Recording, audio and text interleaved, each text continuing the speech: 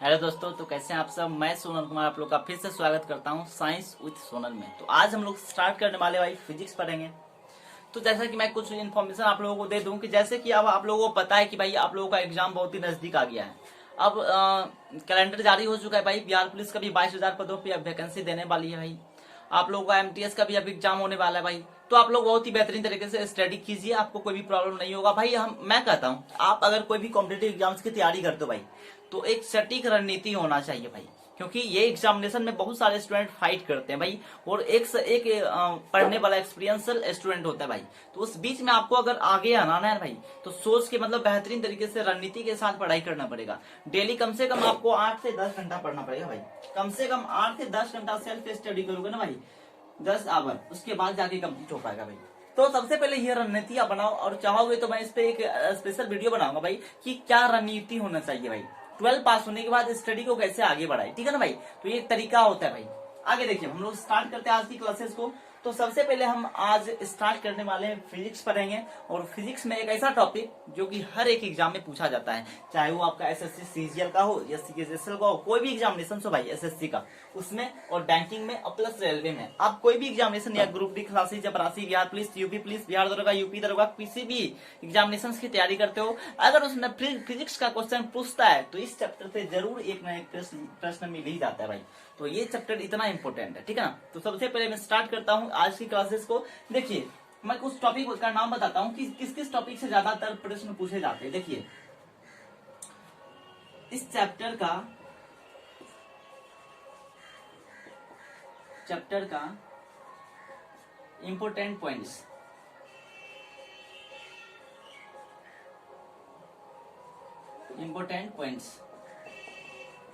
महत्वपूर्ण बिंदु को देखते हैं भाई इस चैप्टर का, ठीक है। तो सबसे पहले आज हम लोग डिस्कस करेंगे कि विराम क्या होता है भाई, विराम के बारे में।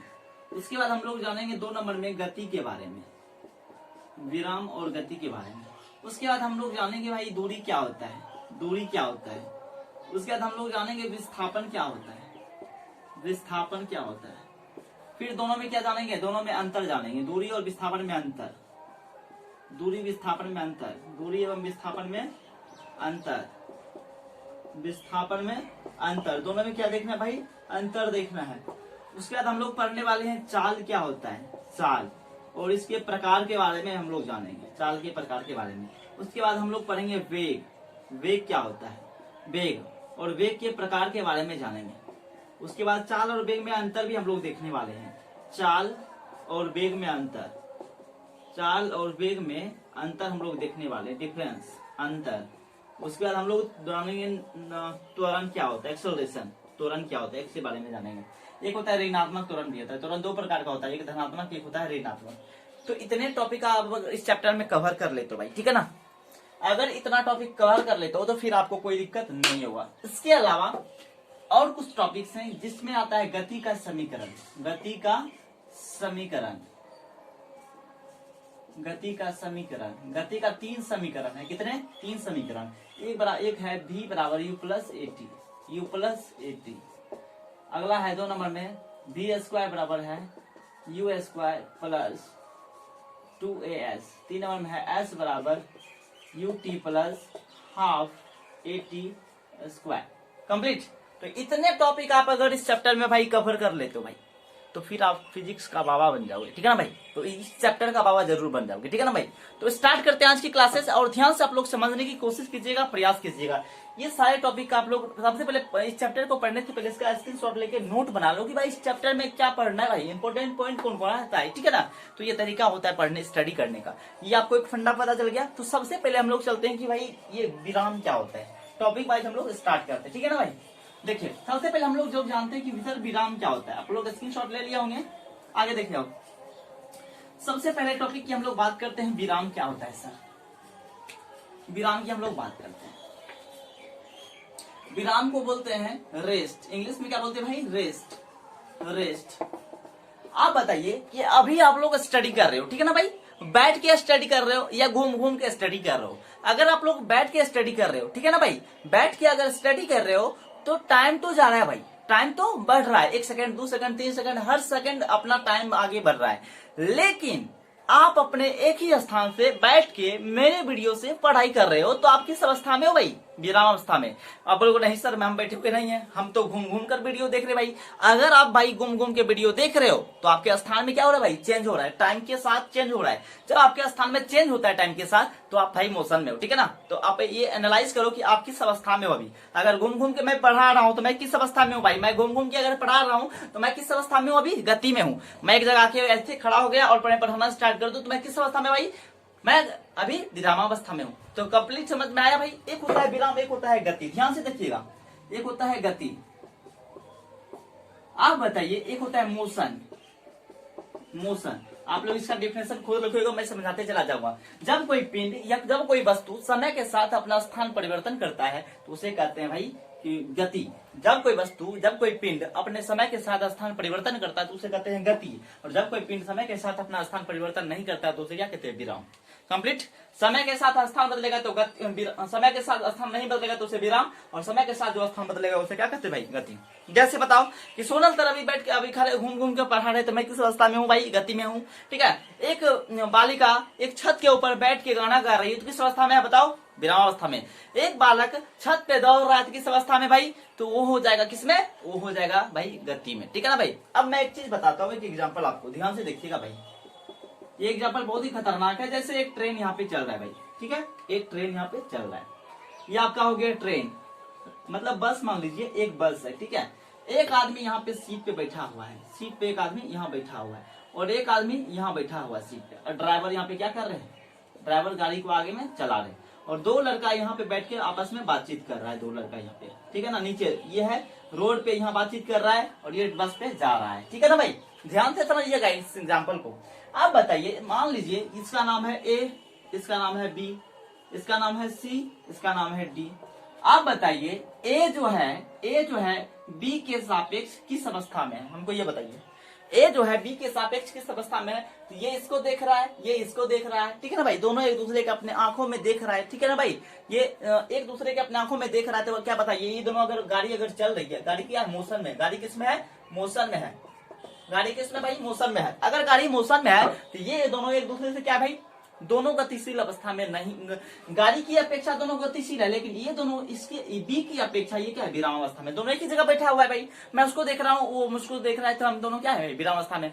लेकिन वही रहेगा कि बताइए बी जो है इस सी के सापेक्ष किस अवस्था में है? गाड़ी गतिशील है, तब हो जाएगा गतिशील। कैसे? तो देखिए ये तो आगे बढ़ रहा है समय के साथ, फिर आगे गाड़ी चल जाएगा, फिर गाड़ी आगे चल जाएगा, लेकिन ये बंदा यहीं पर रुका हुआ है। तो ये जो है ये गतिशील है इसके सापेक्ष, ठीक है ना भाई। अगर आपसे प्रश्न पूछेगा, बताइए ए जो है ए डी के सापेक्ष किसमें है? तो गतिशील अवस्था में है।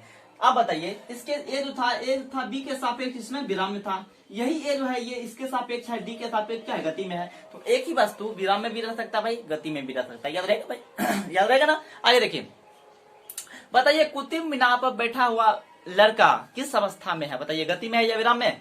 भाई विराम अवस्था में बैठा है तो विराम अवस्था में, ठीक है ना भाई। अगला एग्जांपल एक जैसे दे देगा कि दौड़ता हुआ बालक किस अवस्था में है भाई? गतिशील अवस्था में। बस में बैठा हुआ आदमी किस अवस्था में है?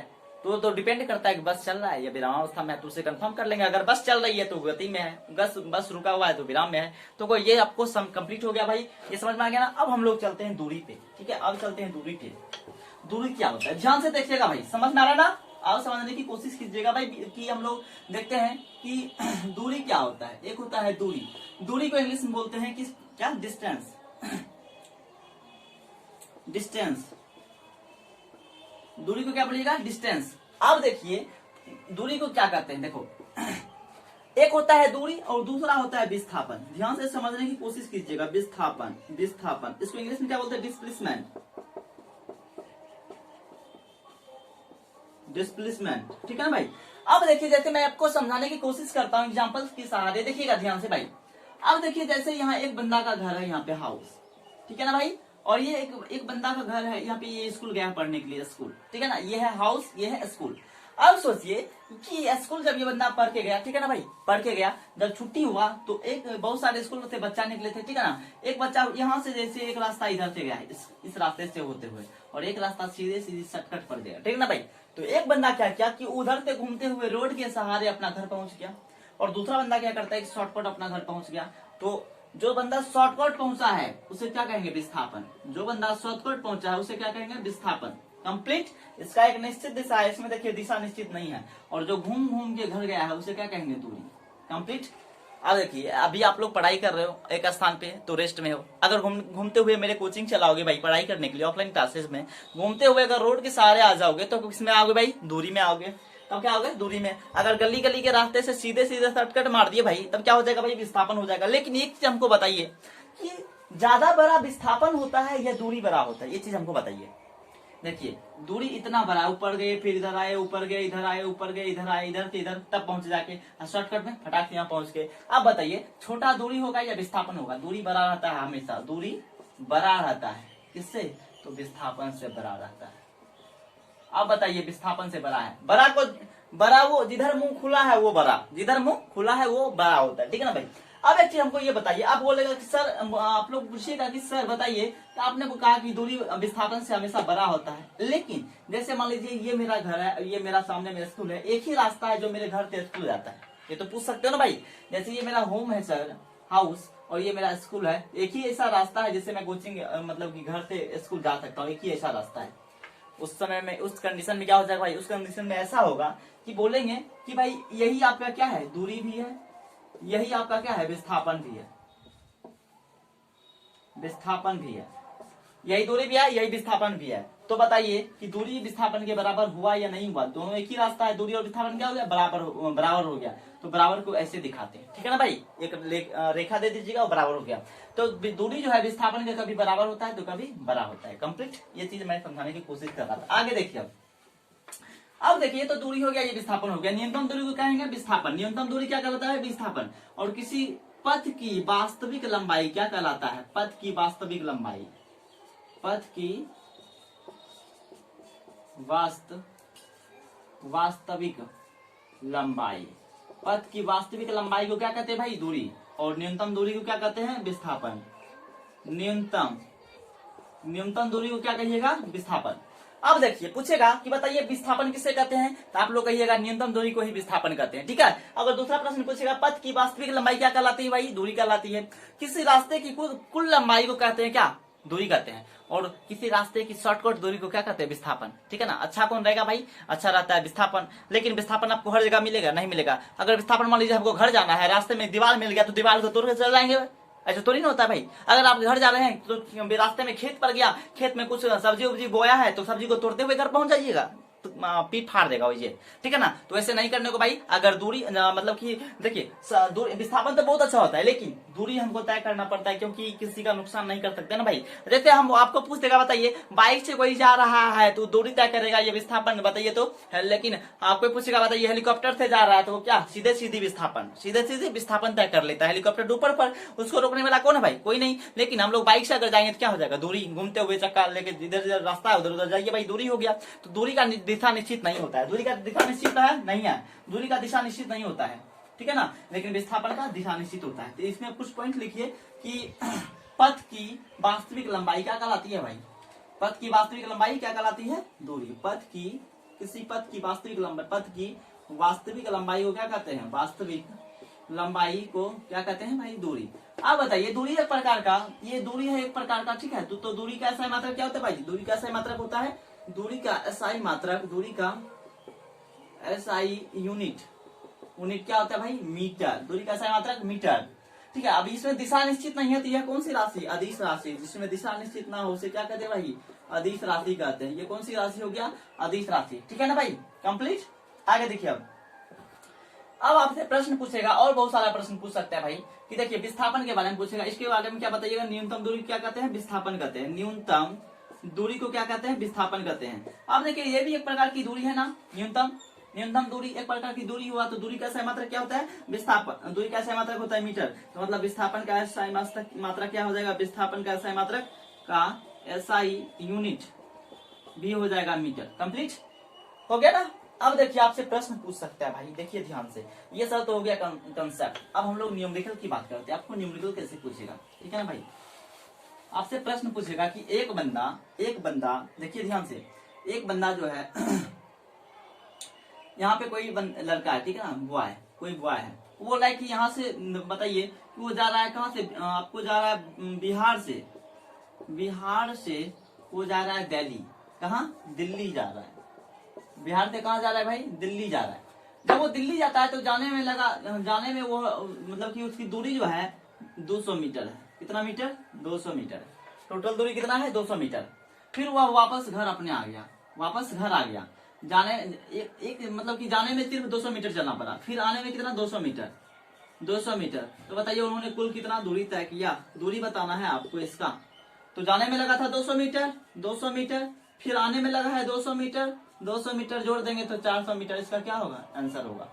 कंप्लीट। आपसे प्रश्न पूछ सकता है कि बताइए कि भाई एक बंदा जो है अपने घर से स्कूल गया, फिर स्कूल से वापस आया, तो उसका बताइए दूरी कितना होगा। दूरी दिया रहेगा बगल का, मान लीजिए 10 मीटर जाने में, 10 मीटर आने में 20 मीटर हो जाएगा। अगला प्रश्न आपको पूछ सकता है विस्थापन के बारे में। बताइए कि यहाँ से एक लड़का जो है यहाँ से इधर गया, इधर फिर इधर आया, इधर से इधर आया, यहाँ तक की दूरी 2 मीटर, यहाँ तक की दूरी 2 मीटर, यहाँ तक की दूरी 4 मीटर। बताइए दूरी कितना होगा, डिस्टेंस, दूरी बताना है आपको। जोड़ दीजिए 2 4 8 मीटर टोटल दूरी। कंप्लीट। आप बताइए ए से एक बंदा बी तक गया, बी से सी तक गया, सी से डी तक गया। यहाँ से 10 मीटर दूरी था, यहाँ से 20 मीटर था, यहाँ से 40 मीटर था। ठीक है ना। बताइए अब टोटल हमको बताइए टोटल दूरी कितना होगा।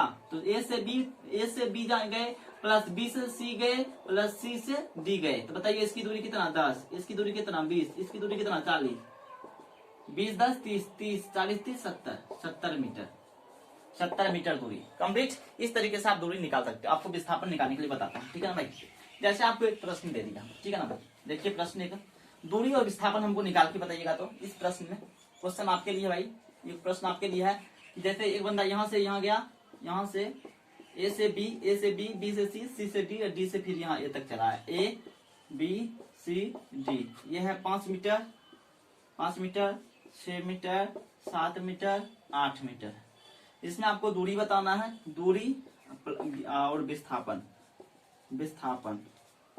एक नंबर में दूरी, 2 नंबर में विस्थापन।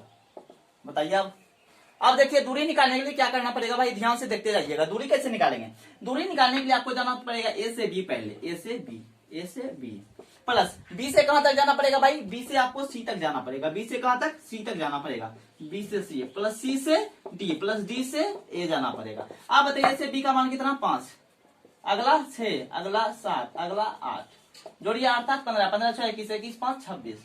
कंप्लीट आपका 26 मीटर आपका क्या था, दूरी। लेकिन वही विस्थापन आपको पूछ दिया भाई, विस्थापन पूछ दिया, तब क्या होगा भाई, जहां था देखिए हमको एक मेरा घर है, ठीक है ना, यहीं पर फिर मेरा हमको जाना है। यहाँ से यहाँ आए, यहाँ से यहाँ गए, यहाँ से यहाँ से फिर वहीं वापस आ गए, जहां थे वहीं मिल गए, तो विस्थापन कितना, 0। विस्थापन कहता है कि हम जहां हैं वहीं अगर मिल गए तो 0 हो जाएगा। बताइए कि एक बंदा है यहाँ से यहाँ आया, यहाँ से फिर यहाँ से यहाँ चल गया, ये ए बी सी डी। अब देखो कुछ इसका मान दिया है, कुछ इसका मान, इसका विस्थापन कितना, 0। विस्थापन कितना हो जाएगा, 0। अगर एक वृत्त पे एक चक्कर मारता है कोई पिंड, कोई वस्तु, ठीक है ना, एक चक्कर वृत्त पे मार दिया तो उसका विस्थापन बताइए कितना होगा, विस्थापन 0 हो जाएगा। एक पिंड पे, एक गोलाकार पिंड पे एक चक्कर मारता है तो उसका विस्थापन कितना, 0। कंप्लीट। इस तरीके से आप लोग पढ़ सकते हो। जैसे कि एक प्रश्न आपको ऐसे दे देगा, इस तरीके से, यहाँ से यहाँ, इस तरीके से बोलता है यहाँ से यहाँ गया, यहाँ से यहाँ। आप दिखा मीटर दिया 4 मीटर दूरी, इसका दूरी दे दिया 3 मीटर, इसका दे दिया फिर 3 मीटर, इसका दे दिया आपको 4 मीटर। अब इसका यहाँ से ए से आपको जाना है बी तक, ए से बी तक, इसका विस्थापन हमको बताइए कितना होगा। विस्थापन और आपको दूरी बताइए, दूरी, विस्थापन और दूरी बताइए। निकालिए आप लोग, स्क्रीनशॉट ले, पहले रोकिए, आराम से वीडियो को रोकिए, आराम से बना के तब फिर मेरा हमसे मिलाइए कैसे आपने बनाया। तो हमको जाना है ए से कहां तक, बी तक। तो सबसे पहले यहाँ से यहाँ गए, कोई बात नहीं, फिर यहाँ चल गए, तो यहाँ से यहाँ तक की दूरी 4, यहाँ से यहाँ तक 4, 4 से 7, 7 से 10, 10 से 14, दूरी कितना हो गया आपका, 14 मीटर टोटल हो गया। दूरी का मतलब जोड़ देना। अब विस्थापन का मतलब देखिए निकालते हैं हम। विस्थापन कैसे निकालेंगे, यहाँ विस्थापन निकालते हैं, विस्थापन आपको निकालना है। विस्थापन कैसे निकालेंगे, देखिए सबसे पहले हमको जाना है शॉर्टकट में यहाँ से यहाँ तक, डायरेक्ट यहाँ से यहाँ जाना है, तो टोटल दूरी हमको पता होना चाहिए। इस दूरी को निकालने के लिए सबसे इसमें पाइथागोरस थ्योरम लगाना पड़ेगा। इसमें देखिए लंब का मान दिया है, आधार का मान दिया है, कर्ण का मान निकाल लीजिए। तो सबसे पहले हमको निकालना है ए, मान लीजिए इसको बी है, इसको मान लीजिए सी, इसको मान लीजिए सी। आप देखिए इसमें आप सबसे पहले इसमें फॉर्मूला लगाते हैं पाइथागोरस थ्योरम से।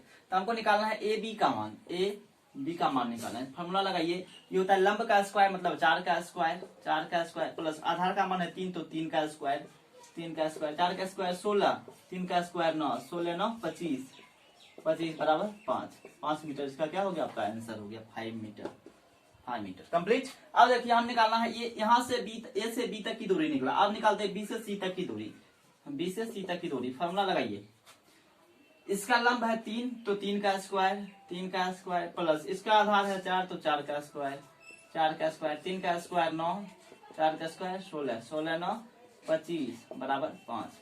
तो ये आपका हो गया 5 मीटर आंसर।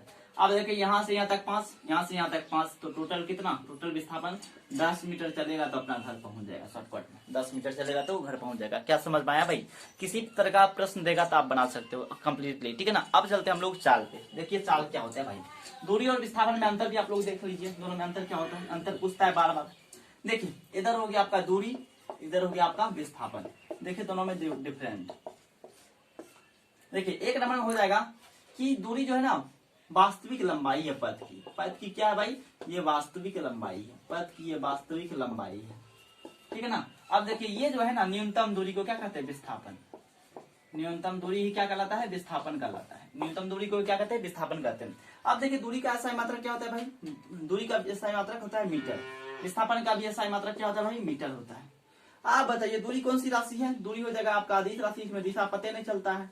लेकिन विस्थापन आपका कौन सा हो जाएगा, अदिश राशि हो जाएगा। विस्थापन आपका सदिश राशि हो जाएगा, सदिश राशि, विस्थापन सदिश राशि। अगर सेंटीमीटर में मात्रक पूछ देगा आपसे, आप पूछेगा कि बोलता है कि दूरी हमेशा जो रहता है ना, दूरी हमें का मान हमें इसमें रहता है हमेशा क्या रहता है, पॉजिटिव। इसमें इसका मान शून्य भी हो जाता है। दूरी हमेशा क्या होता है, धनात्मक होता है। दूरी हमेशा क्या रहता है, धनात्मक। इसका मान हमेशा क्या रहेगा, प्लस में। और विस्थापन का मान शून्य, धनात्मक कुछ भी हो सकता है, शून्य भी हो सकता है, धनात्मक भी हो सकता है, धनात्मक भी हो सकता है और ऋणात्मक भी हो सकता है, कुछ भी हो सकता है भाई, तीनों हो सकता है। तो आपको इस तरीके से प्रश्न घुमा के पूछ भी सकता है ना। बताइए दोनों में डिफरेंट क्या होगा कि वास्तविक लंबाई के ऊपर की वास्तविक लंबाई को दूरी कहते हैं, न्यूनतम दूरी को विस्थापन कहते हैं। दूरी का एसआई मात्रक मीटर, विस्थापन का भी एसआई मात्रक मीटर ही होता है, क्योंकि ये भी एक प्रकार की दूरी है। आप पूछेगा दूरी कौन सी राशि है, अदिश राशि। क्यों, क्योंकि इसके पास दिशा नहीं होता है, ये इसलिए एक अदिश राशि है। आपको पूछेगा विस्थापन जो है ना, ये सदिश राशि है, क्योंकि इसका एक निश्चित दिशा होता है, तब घर जाके पहुंचिएगा। निश्चित दिशा में जाइएगा तो शॉर्टकट दूरी को क्या कहते हैं, विस्थापन कहते हैं, और यह सदिश राशि है। और पूछेगा दूरी ऋणात्मक होता है, आपको बोलेगा कि आप चलिएगा पीछे चलिए, बोलेगा कि हम पीछे जा रहे, ए से कहाँ बी तक जा रहे हैं, पीछे ए से बी तक है, तो क्या पीछे आपका 4 मीटर चले हैं। अभी हम पीछे जा रहे हैं तो हम क्या बोलेंगे, हम -4 मीटर जा रहे हैं, नहीं आगे चलिए या पीछे चलिए, फिर भी वो पॉजिटिव आपका दूरी होगा, ठीक है ना। लेकिन विस्थापन जो है शून्य, धनात्मक, ऋणात्मक तीनों होता है। कंप्लीट। आप बोलिएगा कि दूरी जो है विस्थापन से बड़ा या बराबर होता है कंप्लीटली, और ये जो है विस्थापन दूरी से हमेशा छोटा होता है। कंप्लीट। इस तरीके से आप डिफरेंस 4-5 लिख सकते हो, कोई भी दिक्कत नहीं है। अब नेक्स्ट प्रीवियस क्लास में हम लोग पढ़ेंगे भाई कि अब चाल क्या होता है भाई, चाल के